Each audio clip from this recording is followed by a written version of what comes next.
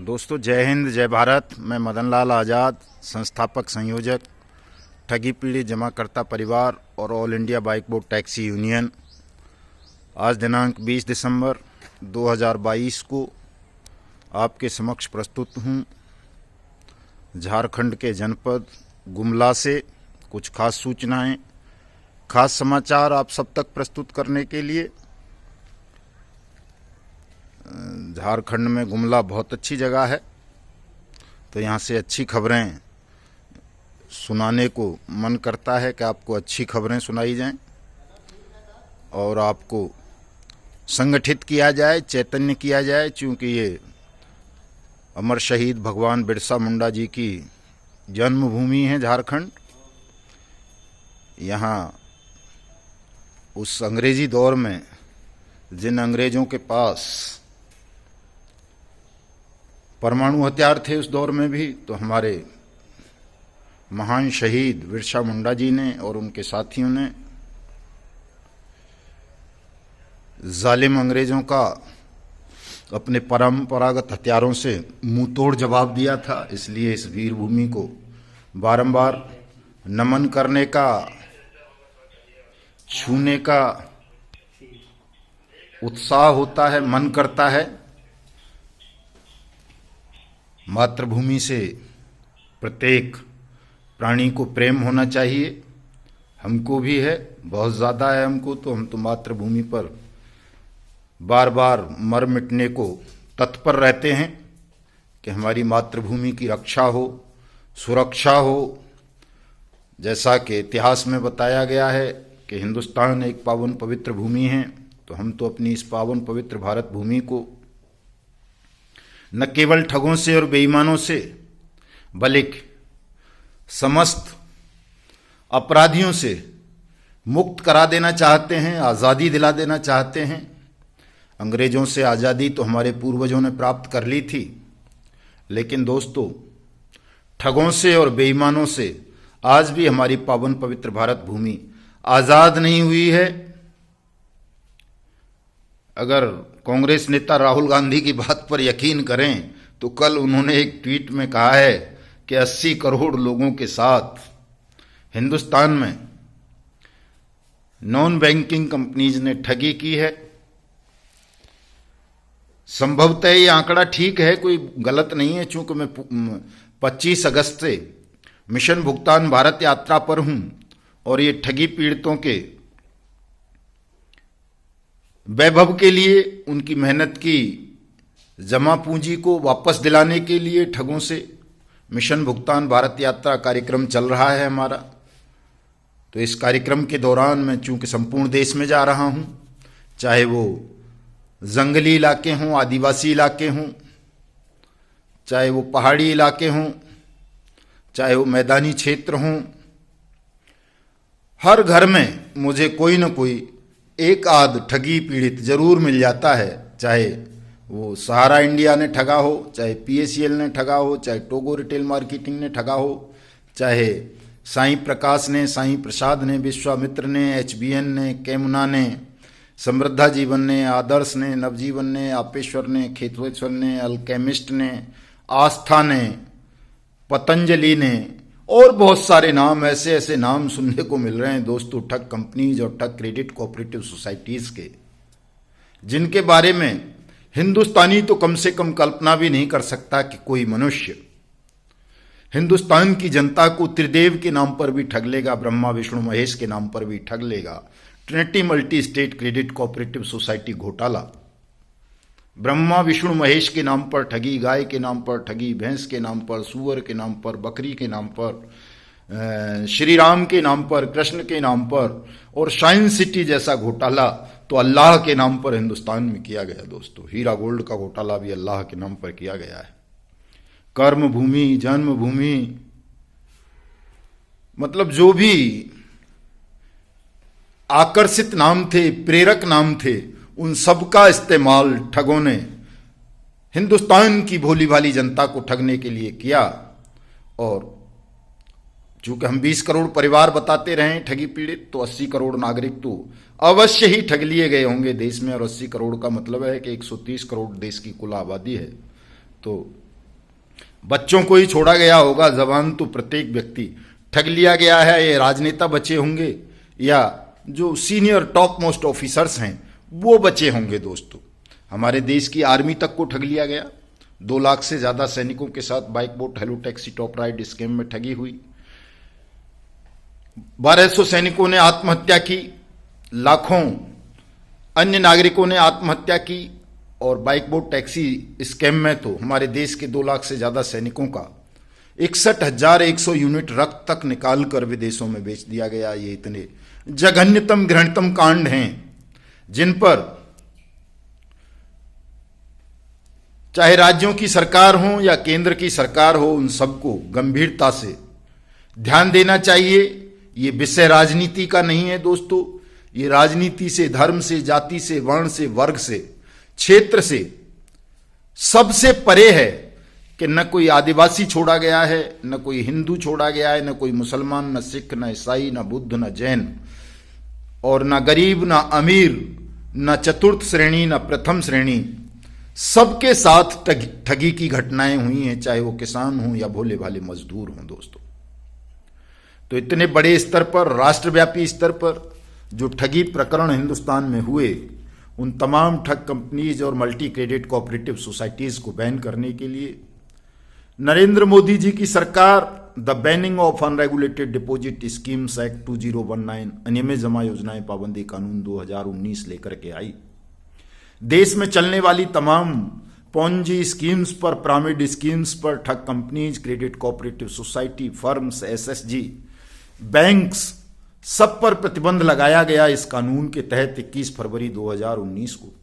और इसी कानून में यह व्यवस्था की गई थी कि राज्य यानी जो मामले मल्टी स्टेट हैं उनकी जांच सीबीआई से होगी, और केंद्र सरकार द्वारा नियुक्त सक्षम अधिकारी ऐसी कंपनीज और क्रेडिट कोऑपरेटिव सोसाइटीज के विक्टिम्स को 180 दिन में उनकी जमा राशि से 2 से 3 गुना तक भुगतान करेंगे। और जो राज्य स्तरीय या जिला स्तरीय स्कैम है, ठगी प्रकरण है, उनमें राज्य की सरकारें प्रत्येक जनपद के माध्यम से, जिला अधिकारी के माध्यम से ठगी पीड़ितों का भुगतान उनकी राशि के 2 से 3 गुना तक करेंगी। अफसोस दोस्तों, बट्स एक्ट 2019 की अनुपालना पूरी तरह सुनिश्चित करने के लिए न मोदी जी की सरकार गंभीर है, न राज्यों की सरकार गंभीर है, न कोई नेता विपक्ष इस विषय पर बोलता है, न मुख्यमंत्री बोलता है।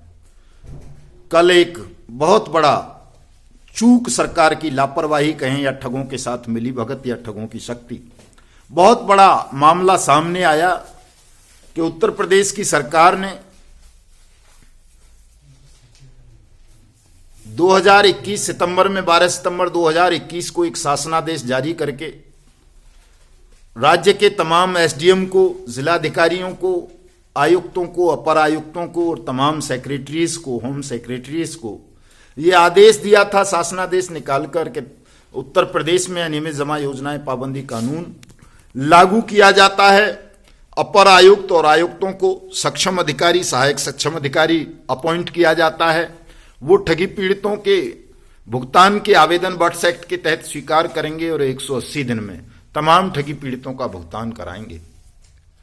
वो शासनादेश सरकार की साइट पर था, वित्त विभाग की पे था, गृह विभाग की पे था, तमाम मंडल कमिश्नर्स को भेजा गया था, डीएम, एसडीएम सबको भेजा गया था। लेकिन कल जब हमारे साथी मुरादाबाद के मंडल आयुक्त से मिले तो उन्होंने बताया कि ये आदेश मिस हो गया है, उत्तर प्रदेश गवर्नमेंट की साइट पर नहीं है, इसलिए इसकी सत्यापित कॉपी मंगवानी पड़ेगी और तब कहीं जाकर वो लोगों के, पीड़ितों के भुगतान के आवेदन स्वीकार करेंगे। उससे पहले वो किसी का भुगतान का आवेदन स्वीकार नहीं कर सकते, चूंकि वो नहीं मानते कि इस तरह का कोई शासनादेश जारी हुआ है। दोस्तों, उत्तर प्रदेश जैसी सरकार, योगी जी की सरकार, जो अपराधियों के घरों पर बुलडोजर चलवा देती है, मीडिया में ये प्रचारित किया जाता है कि वो जीरो टॉलरेंस की नीति है उनकी अपराधों के संदर्भ में, कि वो प्रत्येक अपराधी का सफाया सुनिश्चित कर देते हैं, उसका स्थान जेल में सुनिश्चित कर देते हैं, बुलडोजर चलवा देते हैं। लेकिन ठगों की शक्ति का अनुमान आपको इससे लगा लेना चाहिए कि सहारा इंडिया परिवार से जुड़े हुए लोगों ने, ठगों ने, सुब्रत राय जैसे लोगों ने मुख्यमंत्री योगी आदित्यनाथ के सेक्रेटरीज से साठगांठ करके बट्स एक्ट 2019 के शासनादेश को उत्तर प्रदेश सरकार की साइट से गायब करवा दिया और महीनों बीत जाने के बावजूद भी उत्तर प्रदेश के मुख्यमंत्री, चीफ सेक्रेटरीज, प्रिंसिपल सेक्रेटरी उस आदेश को दोबारा उत्तर प्रदेश सरकार की साइट पर अपलोड नहीं करवा सके हैं, जिससे राज्य के 2 करोड़ ठगी पीड़ितों को पीड़ा झेलनी पड़ रही है, दुख झेलना पड़ रहा है, उनका धन वापस नहीं आ रहा। दोस्तों, ये उत्तर प्रदेश की स्थिति है। मैं कई ट्वीट कर चुका हूं, आवेदन भेज चुका हूं, लेकिन मुख्यमंत्री महोदय, उनके अधिकारी फिर भी इस शासनादेश को साइट पर अपलोड नहीं कर रहे और तरह तरह की बहानेबाजी करते हैं। उत्तर प्रदेश सरकार ने ठगों के साथ मिली भगत करके जो जघन्यतम कृत्य किया है वो निंदनीय है। मैं इसकी निंदा करता हूं और मांग करता हूं उत्तर प्रदेश के चीफ मिनिस्टर से कि वो अविलंब इस शासनादेश को सरकारी साइट पर अपलोड कराएं और पुनः एक शासनादेश जारी करके प्रत्येक जिले के एसडीएम, डीएम और डिविजनल कमिश्नर को ये आदेश दें कि वो न केवल बट्स एक्ट 2019 के तहत बल्कि उत्तर प्रदेश के पीआईडी एक्ट 2016 के तहत राज्य के तमाम ठगी पीड़ितों के भुगतान के आवेदन एक्सेप्ट करें, उनका भुगतान कराएं 180 दिन में, और साथ साथ शासन तमाम ठग कंपनियों के खिलाफ बट्स एक्ट और यूपी पीआईडी एक्ट के तहत मुकदमे दर्ज कराए, चाहे वो सहारा इंडिया हो, पल्स हो, टोगो हो, केबीसीएल हो, कर्म भूमि हो, समृद्धा जीवन हो, बाइक बोट हो, हेलो टैक्सी हो, टॉप राइड हो, साइंस सिटी हो, फ्यूचर मेकर हो, कैची पिक्सल हो, या जेकेबी हो, किसान एग्रो हो, केमना हो, अल्केमिस्ट हो, सबके खिलाफ, चाहे वो अर्थ वाले हों, पृथ्वी वाले हों, सबके खिलाफ शासन अपने स्तर से मुकदमा दर्ज कराए, इनकी प्रॉपर्टीज को सीज करे, नीलाम करे और तमाम ठगी पीड़ितों का पैसा उनको वापस करे। ये रही दोस्तों उत्तर प्रदेश की बात। राजस्थान, जहां कांग्रेस की सरकार है, वहां बट्स एक्ट के तहत एक मामूली से अधिकारी को सक्षम अधिकारी बना दिया गया है, जिसकी बात न पीपी सुनता है न थानेदार सुनता है। बड़ी विकट स्थिति है। 30 दिसंबर को हम मुख्यमंत्री का घेराव करेंगे राजस्थान के का। उत्तर प्रदेश के मुख्यमंत्री का घेराव भी करना पड़ेगा, राज्यों के तमाम मुख्यमंत्रियों का घेराव करना पड़ेगा। मैं रांची झारखंड में हूं, वीर भूमि कहा जाता है इसे, बड़ी पावन पवित्र भूमि है। यहां भी किसी डीसी को नहीं पता कि बट्स एक्ट नाम की कोई कानून है जिसके द्वारा ठगी पीड़ितों का भुगतान होना है। बट्स एक्ट चलो नहीं जानते होंगे, भोले भाले लोग हैं, दूर बैठे हैं दिल्ली से, चूंकि दिल्ली ने यह कानून बनाया है सर्वसम्मति से, पार्लियामेंट ने, हमारी ने। लेकिन जो झारखंड का पीआईडी एक्ट है 2011 का, उसे भी यहां अधिकारी नहीं जानते हैं। ये विषम और दुखद स्थिति है दोस्तों। यही स्थिति मध्य प्रदेश में है, महाराष्ट्र में यही स्थिति है, उड़ीसा में यही स्थिति है, बंगाल में यही स्थिति है, कर्नाटक में यही स्थिति है, तमिलनाडु में यही स्थिति है, जम्मू कश्मीर में, पंजाब में, हिमाचल में, हरियाणा में, आंध्र प्रदेश में, तेलंगाना में और पूर्वोत्तर के राज्यों में, मणिपुर, मेघालय, नागालैंड वगैरह में भी यही स्थिति है दोस्तों। हमारा जो मिशन भुगतान भारत यात्रा का कार्यक्रम है, इस विषम और दुखद स्थिति को बदलने के लिए है, आपको जगाने के लिए है कि आप सब जाग जाओ, निगरानी समितियां बनाओ, सब एक्टिव हो जाओ। अगर आप एक्टिव नहीं हुए, निगरानी समितियां नहीं बनाई, तो बेईमान सिस्टम में बैठे हुए लोग बट्स एक्ट को और राज्यों के पीआईडी एक्ट्स को घोल करके पी जाएंगे, किसी का भी कोई भी भुगतान नहीं होगा। कल प्रधानमंत्री, गृह मंत्री और भारतीय जनता पार्टी के अध्यक्ष जेपी नड्डा जी ने बैठक की है। खबर मिली है कि उन्होंने कहा है कि साहब सहारा इंडिया के लोगों का पैसा दिलाएंगे। राहुल गांधी ने कहा है 80 करोड़ लोग हैं जो ठगी का शिकार बने हैं। लेकिन दोस्तों, न प्रधानमंत्री मोदी, न गृह मंत्री अमित शाह जो सहकारिता मंत्री भी हैं, न राहुल गांधी, न योगी जी, न गहलोत साहब, न केजरीवाल, न कोई और खुजलीवाल बट्स एक्ट की अनुपालना पर मुंह नहीं खोलता, चूंकि उन्हें पता है कि यदि हम बट्स एक्ट की बात करेंगे तो सरकारों को तमाम ठगी पीड़ितों का भुगतान करना होगा और सरकार के अंदर काम करने वाली इन्फोर्समेंट एजेंसीज, पुलिस और सीबीआई, ईडी वगैरह को संसद में बैठे हुए तमाम ठगों को गिरफ्तार करके जेल के सींखों के पीछे ठूंसना पड़ेगा। सरकारें जानती हैं, विपक्ष के लोग भी जानते हैं कि जो बट्स एक्ट है वो इतना खतरनाक है कि एक भी ठग खुली हवा में सांस नहीं ले पाएगा, एक भी ठगी पीड़ित का भुगतान रुक नहीं पाएगा, सबका भुगतान करना होगा जो जो अप्लाई करेंगे। जिन जिन ठगों का नाम जांच में आ जाएगा, फोरेंसिक ऑडिट में आ जाएगा, उन सबको जेल भेजना पड़ेगा। फिर शक्ति सिंह वो है शेखावत, जल शक्ति मंत्री गजेंद्र सिंह शेखावत जैसे लोग मंत्री पद पर नहीं रह पाएंगे, उन्हें जेल के सींखों के अंदर जाना पड़ेगा। राहुल गांधी भी जानते हैं कि उनके बहुत सारे सांसद क्रेडिट कोऑपरेटिव सोसाइटी चला के स्कैम कर चुके हैं। वो मध्य प्रदेश वाला शायद मर भी गया, नव भारत वाला, उसने बहुत बड़ा स्कैम किया था। रामदेव जैसे लोग, ये सब जेल के सींखों के पीछे होंगे अगर बट्स एक्ट की अनुपालना ठीक से होती है तो। और वो राशिद नशीम साइंस सिटी वाला तो फांसी के फंदे पर झूलेगा, जो दुबई में बैठ के अभी भी अय्याशी कर रहा है और ठगी के धंधे को वहीं से चला रहा है। ऐसे बहुत सारे ठग हैं दोस्तों जो खुली हवा में घूम रहे हैं। सुब्रत राय जैसे, राशिद नसीम जैसे, जयकिशन राणा जैसे, देवेंद्र प्रसाद जैसे, अनूप चौधरी जैसे, इन सबको जेल के सींखों के पीछे भिजवाना है। आपको अपनी मेहनत की डूबी हुई रकम को वापस पाना है और हिंदुस्तान को ठगमुक्त बेईमान रहित राष्ट्र के रूप में स्थापित करना है। तो आपको मेरी बातों पर गंभीरता से गौर करना होगा, इन्हें सुनना होगा, मेरे इस वीडियो संदेश को पूरे देश भर में वायरल करना होगा, हमारे इस यूट्यूब चैनल युगांतर न्यूज को सब्सक्राइब करना होगा और देश के प्रत्येक जिले में, प्रत्येक तहसील में, प्रत्येक थाना स्तर पर बट्स एक्ट 2019 और राज्यों के पीआईडी एक्ट के निगरानी के लिए निगरानी समिति बनानी पड़ेंगी आपको। नागरिकों की, नागरिक भी कौन, जो ठगी पीड़ित हैं स्वयं, उनकी निगरानी समितियां बनानी पड़ेंगी ताकि कोई भी पुलिस अधिकारी, कोई भी रेवेन्यू अधिकारी, कोई भी सक्षम अधिकारी अपनी हवस पूर्ति के लिए, ठगों से याराना निभाने के लिए बट्स एक्ट और पीआईडी एक्ट्स का उल्लंघन ना कर सके, देश की संसद का अपमान ना कर सके, देश के कानून को अपमानित ना कर सके, देश को कलंकित ना करवा सके। आपको मजबूत होना पड़ेगा, संगठन बनाना पड़ेगा, धोखेबाजों से, ठगों से सावधान रहना होगा दोस्तों। और एक विस्तृत कार्यक्रम, विस्तृत निगरानी समिति आपको बनानी पड़ेगी। मैं आप सबका आह्वान करता हूं, आप सबको सादर आमंत्रित करता हूं कि पूरे देश में आप ठगी पीड़ित जमाकर्ता परिवार की सदस्यता ग्रहण करें।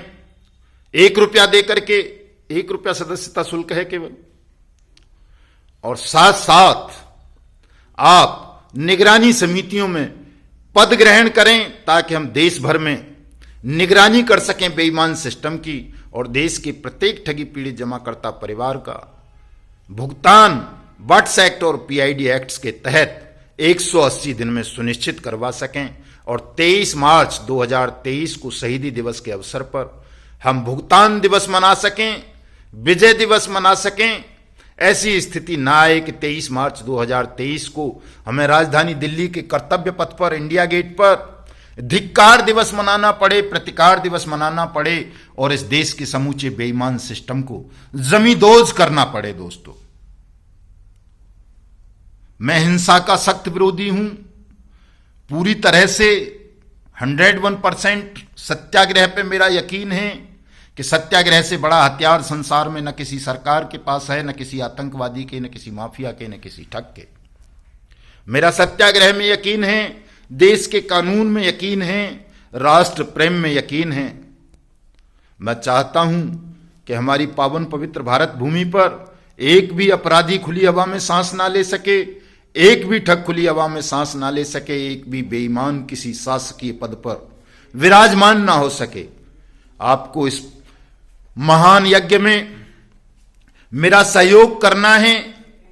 इसमें थोड़ी थोड़ी आहुति तमाम देश प्रेमी साथियों को डालनी है, तमाम ठगी पीड़ितों को हमारे साथ जुड़ना है, अपना भुगतान सुनिश्चित करवाना है और 23 मार्च को पूरा देश उठ खड़ा हो, जाग जाए, कर्तव्य पथ इंडिया गेट राजधानी दिल्ली में एक ऐसा अभिनव आंदोलन हो कि शासन की कुर्सियों पर बैठे हुए बेईमान खून के आंसू रोने लगे, आपके कदमों में आ जाएं और कहें कि नहीं, हम अपने गुनाहों की माफी मांगते हैं और देश में वट्स एक्ट और राज्यों के पीआईडी एक्ट्स को पूरी तरह आज से और अभी से लागू करके देश के इन 20 करोड़ ठगी पीड़ित जमाकर्ता परिवारों का भुगतान आरंभ करते हैं। दोस्तों, जय हिंद, जय भारत।